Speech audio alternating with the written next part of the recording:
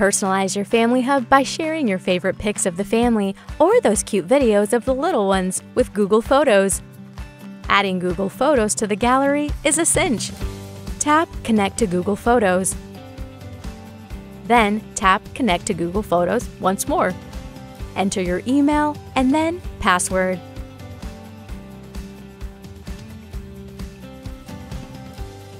Now just select the photo or photos you wish to download, and then tap Apply. Now you can add photos to your family board or use them to create a fun screensaver. To add a photo to the family board, just tap on an empty space on the screen, and then tap Pictures. Now simply select the photo or photos you want, and then tap Next. Add a frame if you'd like, and then tap Add.